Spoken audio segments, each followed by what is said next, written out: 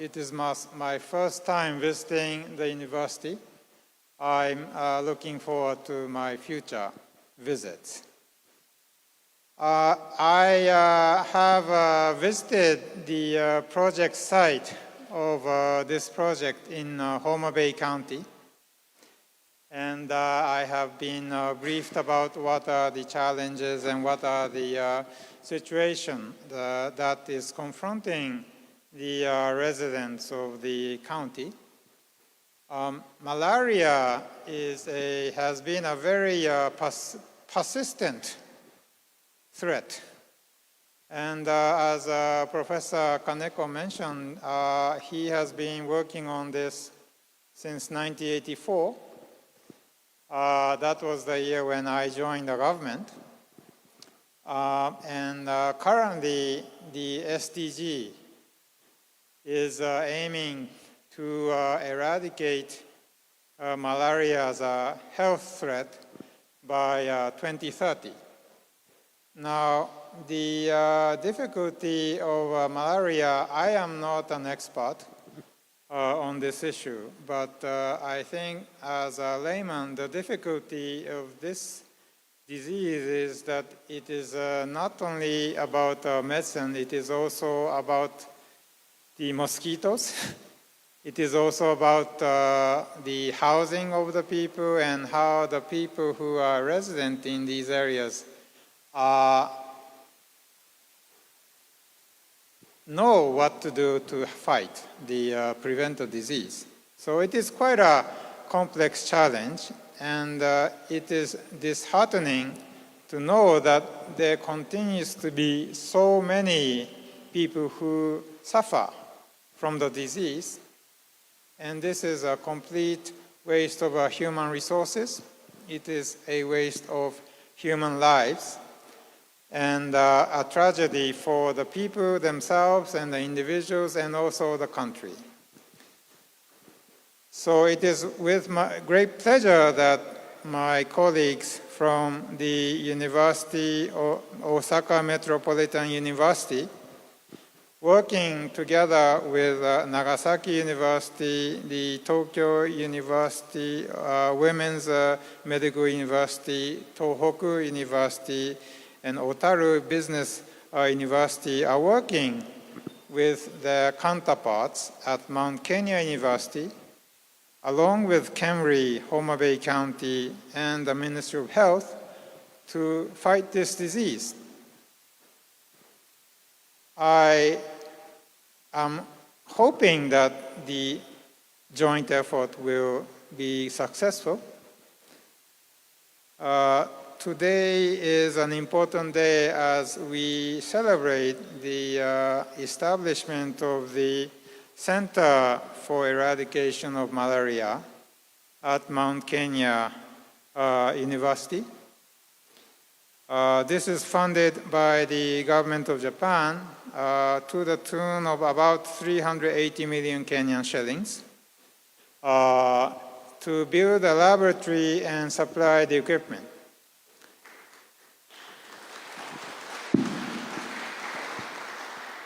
In my view, this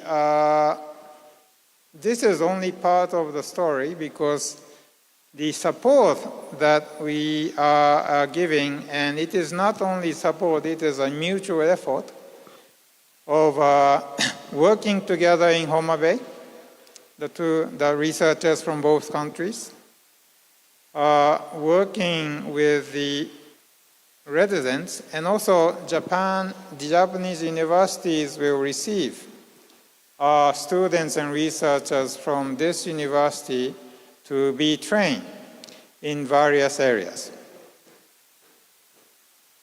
And I think the joint research and the training is probably one of the most important part of this activity, which will enable the researchers to be able to conduct the important research by themselves. The philosophy of Japanese official development assistance is to support developing countries to be self-reliant. This means that at some point we expect countries to graduate from receiving our assistance. This philosophy is quite different from other Western donors. I personally feel that this is something that makes us very different and makes us more successful than some of our partners. Now, I feel before I finish my remark, I would like to draw your attention to this banner here. We are celebrating 60 years of diplomatic relations, and our relationship has been a very fruitful and beneficial one for both sides. But it is not only about the government and government.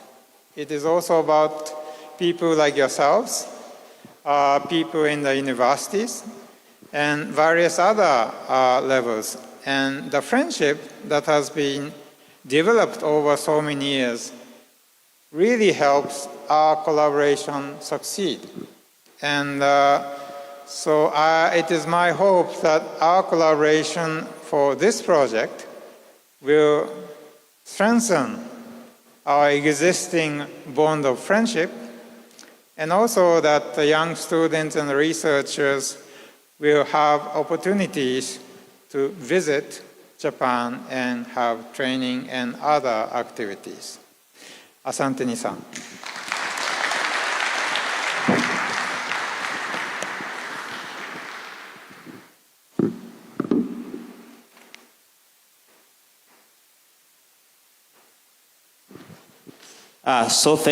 Thank you so much, His Excellency, the Ambassador of Japan to Kenya.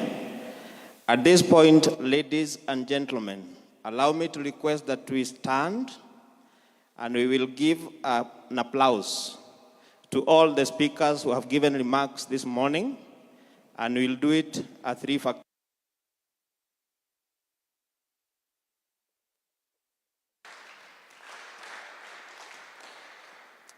Very well, well done, perfect, we can sit. So at this point, we will now have the gift session, and I would like to welcome the Vice Chancellor, Professor Diogresius Jaganyi, and I'll also invite the JICA representative, Mr. Hajime Iwama, to also come to the podium to receive a gift of appreciation from the Vice Chancellor, Mount Kenya University.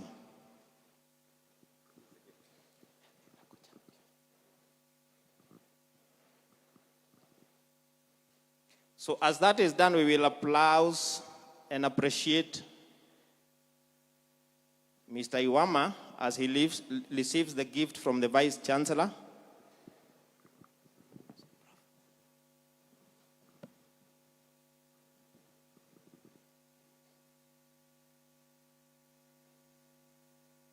So let's appreciate as he receives the gift.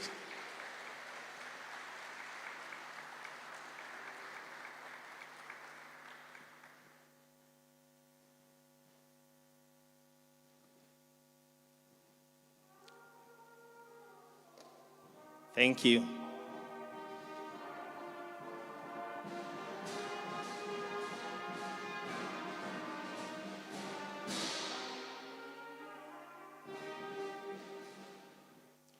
Thank you very much, the band. I will now invite the chief guest, the Ambassador of Japan to Kenya, His Excellency Ken Okaniwa, who will be gifted by the Pro-Chancellor, Dr. Vincent Gaido.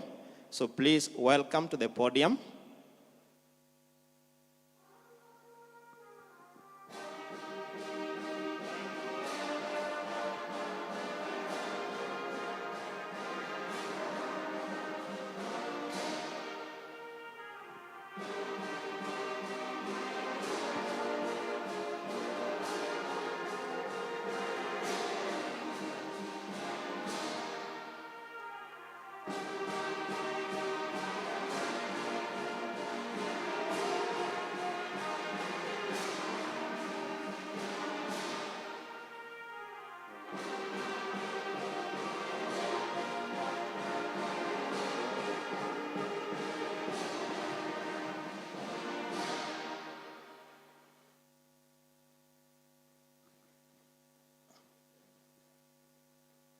Thank you very much.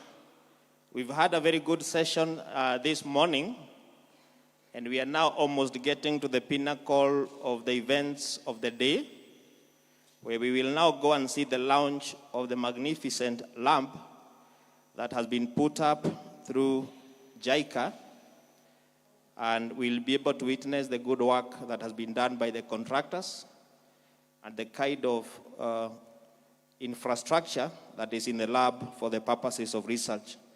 So at this point, ladies and gentlemen, we will now proceed for the launch. But just before that, we'll do a group photo, and the group photo will be outside. And what will happen, we will have the band. The band is going to lead us out so that we can have the group photo. The band will be followed by the VVIPs, our guests.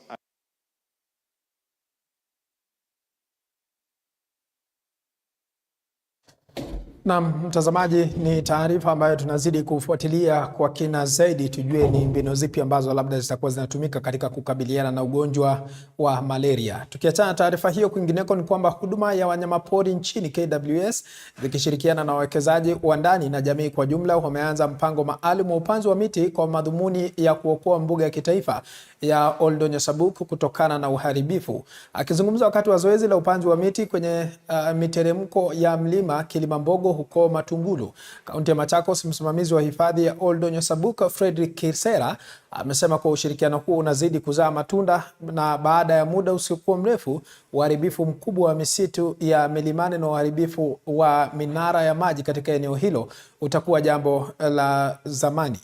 Kirsera amesema kuwa tayari wako na shughuli ya kupeana miche kwa jamii ili pia kurudisha msitu wa jamii hiyo kukabili uharibifu wa mlima huo kwa njia ya uchomaji makaa. Like to restore that lost biological function which this park used to do in years gone by. We like to restore it to the water tower that it once was, so that it can be able to supply water not just to the wildlife within this particular park, but also to be a source of water to the neighboring communities and the country as well. GBFA Thika chapter, Green Brew Foundation team, we are trying to educate, and also we are collaborating with Care Chemicals, Medicel, KWS, and other communities. And we urge everyone to be leaded to use this, to take this opportunity and plant trees. Growing the tree, it takes years together, but cutting the tree, it takes only some minutes, some few minutes. Na mtazamaji, ni taarifa ambayo pia vile tunazidi kuangazia, tujue jinsi ambavyo misitu inaharibiwa na baadhi ya wakazi. Kumbuka hili swala la uchomaji wa makaa limekuwa likikithiri hasa kwa wenyeji ambao labda wanazingira misitu hiyo na labda maeneo hayo. Ni taarifa ambayo tutakuwa tunazidi kufuatilia kwa kina zaidi. Na kumbuka pia Rais William Ruto amekuwa akitoa shinikizo kwamba ni lazima ama Wakenya wajitokeze ili kulinda mazingira. Tukiachana na taarifa hiyo, kwingineko ni kwamba Rais William Ruto leo anatazamiwa kuifungua rasmi barabara ya Maumau inayounganisha bonde la Ufa na eneo la Mlima Kenya kupitia kaunti ya Nyeri na Murang'a. Rais Ruto anatazamiwa eneo la Kinamba mida ya saa 6 mchana wa leo kwa ufunguzi rasmi, huku akilakiwa na waziri wa uchukuzi Kipchumba Murkomen na viongozi wa kaunti ya Nakuru. Japo kumekuwa na hisia kinzani za eneo la barabara hiyo kupitia kwenye msitu wa Badea, wananchi na wafanyabiashara wamepongeza hatua hii. Baadaye Ruto anatazamiwa huko Mahimahiyo kufungua rasmi shule ya upili ya Ngiya. Mwandishi wetu Willy Dennis Njiru yuko kwenye eneo la Kinamba ili atupashe kulikoni. Willy Dennis Njiru, tuarifu tu kwa mapana na marefu.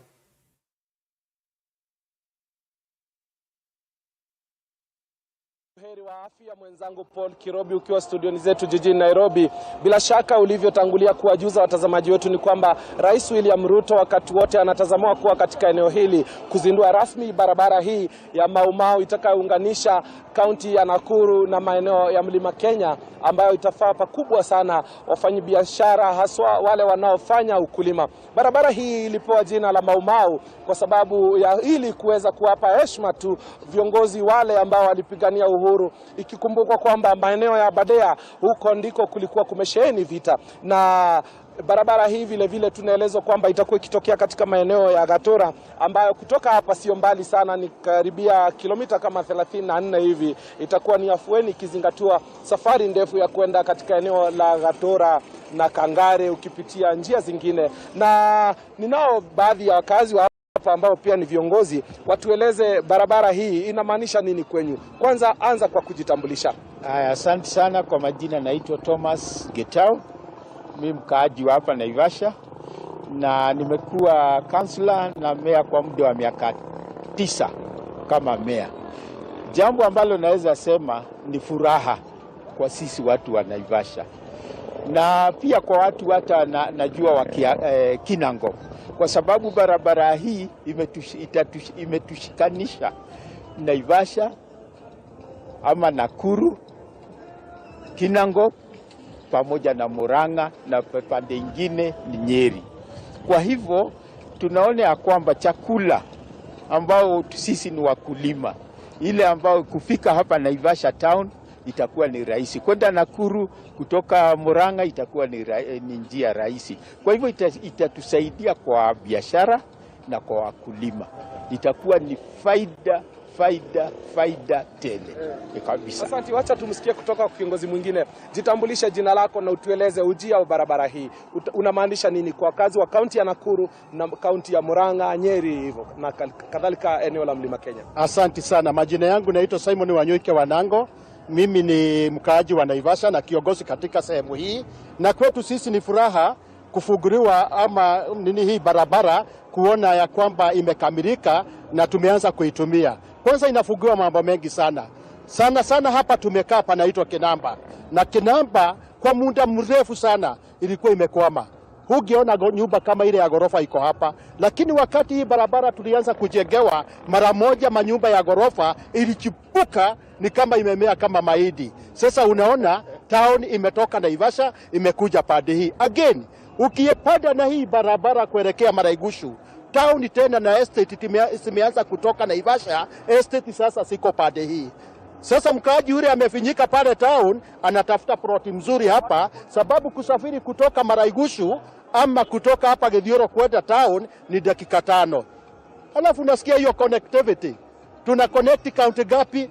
Murang'a, Kiambu, Nyeri na Nakuru, hata zote. Sasa biashara inakuwa ni safi. Kama mtu wako Murang'a na anataka kufanya biashara Naivasha, kama uko Naivasha na unataka kwenda kufanya biashara Nyandarua, connectivity iko sawa. Imefupisha kwa umbali gani barabara zile zilizokuwa na hii sasa? Sasa hata huwezi linganisha, sababu bereni mimi kutoka Naivasha kwenda Githioro ilikuwa inanichukua like 2 hours. Leo hii nikitoka hapa niende Githioro, it is taking me only 10 minutes. Sasa unaona vile mambo imekuwa rahisi. Hata nikitaka mambo unaelewa vile ninasema. Asante. Yes. Nashukuru sana kwa muda wenu. Asante. Mwenzangu Paul Kirobi, mambo ni kama hayo, baadhi tu ya semi kutoka kwa viongozi wa eneo hili. Bila shaka tulivyotangulia kuwajuza watazamaji wetu ni kwamba kulikuwa na eneo ambalo ni la Aberdare ambalo limekuwa na tetesi za ujenzi wa barabara katikati mwa msitu huo, mashirika ya kijamii yakishauri kwamba sio vizuri barabara hii kaweza kupitia katika eneo lile, lakini bila shaka ujenzi huo ni rasmi kwamba utakuwa ukiendelea na utarahisisha usafiri na kuhakikisha kwamba haya yamepunguzwa. Bila shaka wengi ambao tumezungumza nao wamedadisi kwamba huenda safari ya kutoka kama eneo la Naivasha kwenda kama Gatora ama eneo la Kangare, safari hiyo itafupishwa kwa karibia nusu ya safari na muda ambao ulikuwa ukitumika. Chakula kinapanda upande ule, chakula kinateremka upande huu, biashara zinasheheni. Na mambo haya tu tutakuwa tukizamia kwa siku za hapo baadaye, tuone ubora ambao barabara hii inaletea wakazi wa hapa. Kutoka hapa eneo hili la Naivasha, taarifa ambazo tutakuwa tukiangazia ni yale ambayo rais atakuwa akizungumzia hapo baadaye, na mwendo wa saa 8:30 hivi atakuwa akielekea upande wa Mai Mahiu ili kuweza kuifungua shule ya upili ya Ngea. Kutoka kwangu hapa na kurejeshea kwako usukani mwenzangu Paul Kirobi. Na asante sana Willy Dennis Njiru kutoka maeneo ya Naivasha katika kaunti ya Nakuru. Kwingineko ni kwamba maafisa wa mamlaka ya mali isiyodaiwa wameonya taasisi za umma na kibinafsi zinazoshikilia mali ambazo hazijadaiwa kuwa huenda zikakabiliwa na adhabu kali iwapo zitashindwa kuwasilisha mali hizo kwa wakati. Haya yanajiri kufuatia kubainika kuwa kati ya makadirio ya shilingi bilioni 242 zinazoshikiliwa na makampuni ya umma na binafsi, kwa mujibu wa ripoti ya utafiti iliyotolewa awali, ni takriban shilingi bilioni 50 pekee ndizo zimekabidhiwa kwa shirika hilo.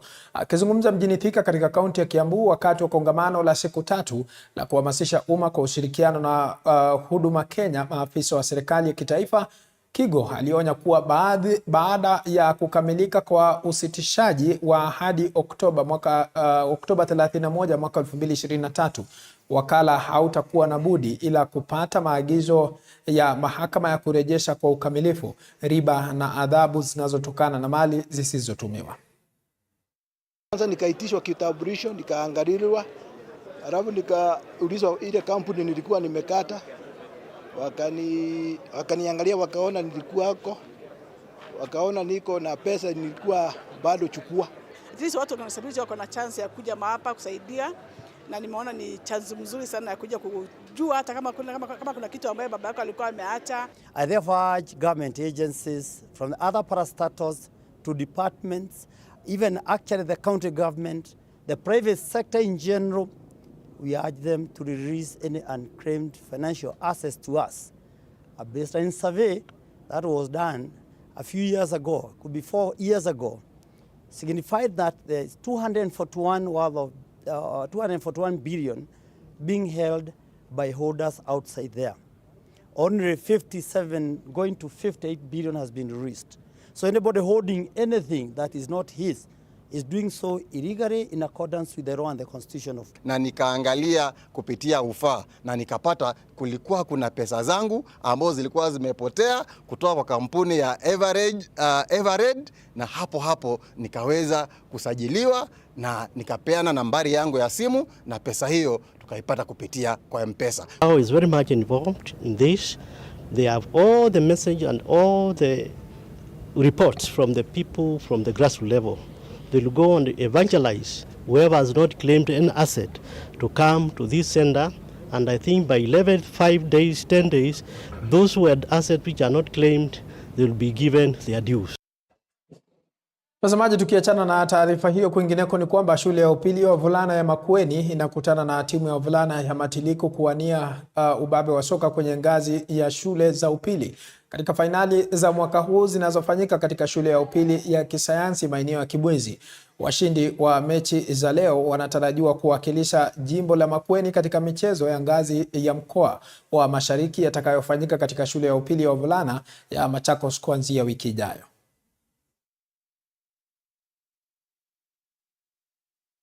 Anipata, hebu tueleze tu ni kipi haswa ambacho kitakuwa kinaendelea katika eneo hilo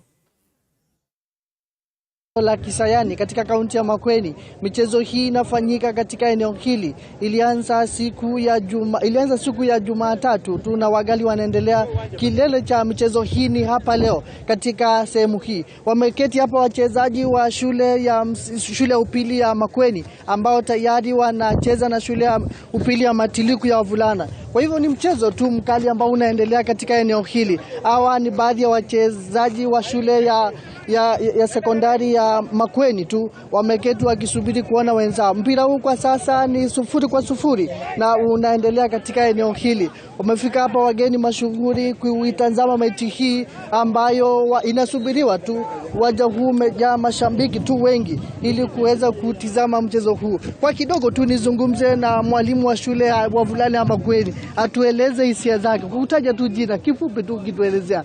Ama tuzungumze na mwalimu mwenyeji ambaye anashuhudia mchezo hii. Imekuwaje mchezo hii tangia mlipoanza na kufikia sasa? Michezo ilianza vizuri na tunaendelea vizuri.